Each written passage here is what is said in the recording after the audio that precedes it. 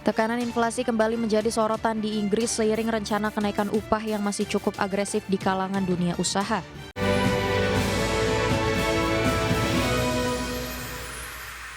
Tekanan inflasi kembali menjadi sorotan di Inggris seiring dengan rencana kenaikan upah yang masih cukup agresif di kalangan dunia usaha. Kenaikan upah agresif dinilai berpotensi menghambat penurunan inflasi mendekati target Bank of England di angka 2%.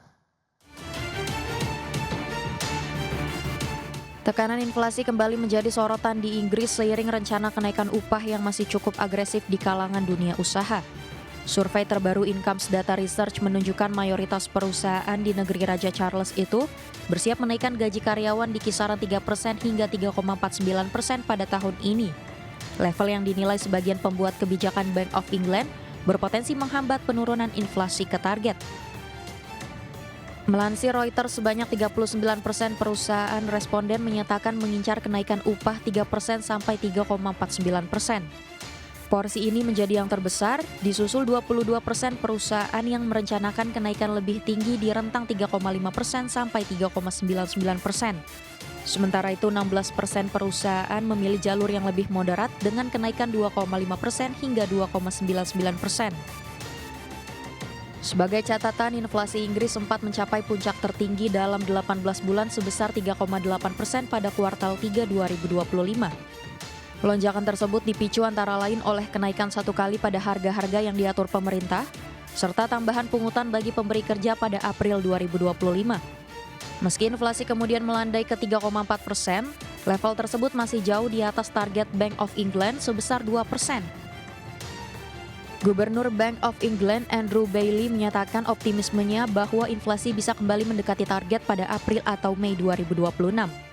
Namun keyakinan itu tidak sepenuhnya dibagi oleh seluruh anggota Komite Kebijakan Moneter. Sementara itu, mayoritas ekonom yang disurvei Reuters memperkirakan Bank of England akan menahan suku bunga acuannya di level 3,75% pada pertemuan pekan ini. Berbagai sumber IDX Channel.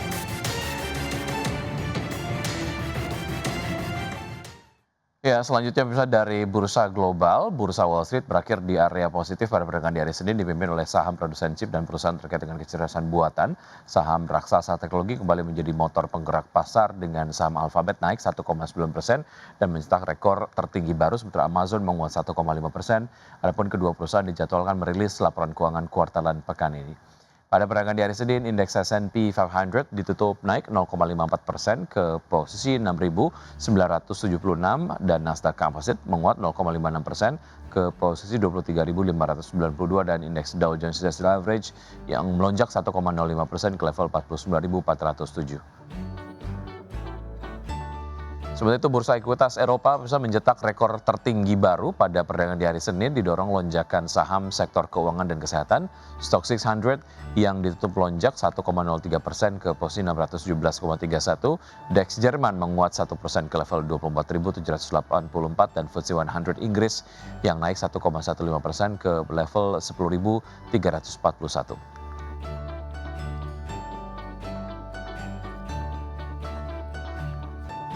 Pemirsa, indeks harga saham gabungan atau IHSG ditutup melemah dalam 4,88% di perdagangan Senin awal pekan. Dan IHSG terbebani pelemahan saham big caps, saham konglomerasi dan sektor barang baku yang anjlok di atas 10%, terbebani oleh saham emiten emas. Indeks harga saham gabungan atau IHSG kembali ditutup turun dalam 4,88% di level 7.993,73 di Senin awal pekan.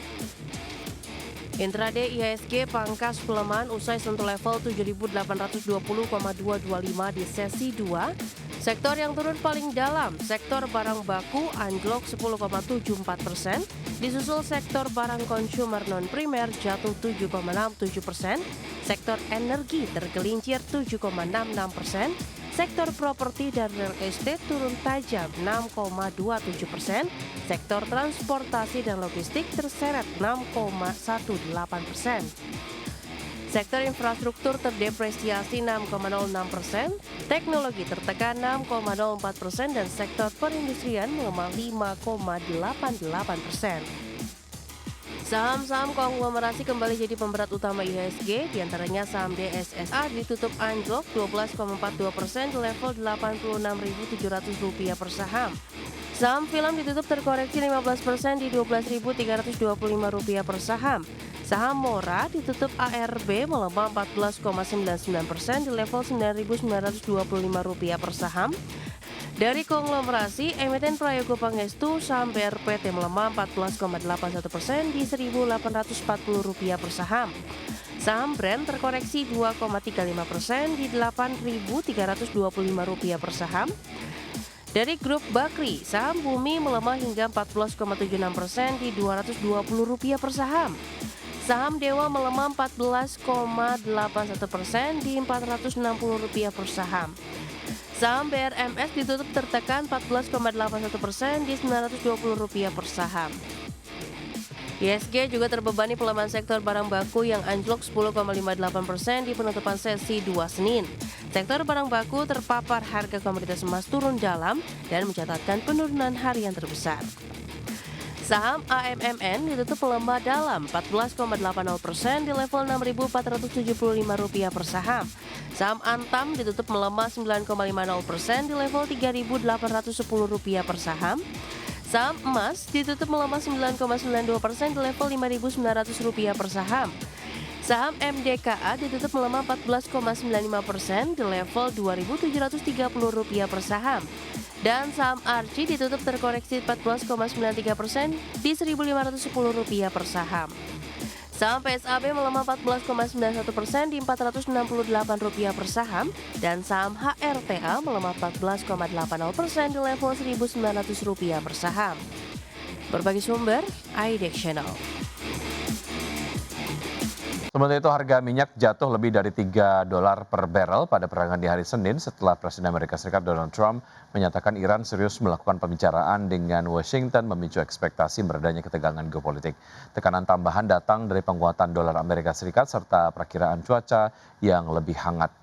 Minyak mentah berjangka Brent ditutup merosot 4,4% menjadi $66,3 Amerika per barrel, sedangkan minyak mentah berjangka West Texas Intermediate turun 4,7% ke posisi $62,14 per barrel. Dan terbaru pejabat dari Iran dan Amerika Serikat mengatakan kepada Reuters bahwa kedua negara akan melanjutkan kembali pembicaraan nuklir pada hari Jumat. Pada Sabtu lalu, Trump menyebut Iran serius berbicara dengan Amerika Serikat hanya beberapa jam setelah pejabat keamanan tertinggi Iran menyatakan pengaturan untuk negosiasi tengah disiapkan. Sebelumnya, Trump beberapa kali mengancam Iran dengan intervensi jika Teheran tidak menyepakati kesepakatan nuklir atau terus melakukan tindakan keras terhadap para demonstran. Dan lebih lanjut, selain faktor geopolitik, penguatan dolar Amerika Serikat turut menekan harga minyak dunia.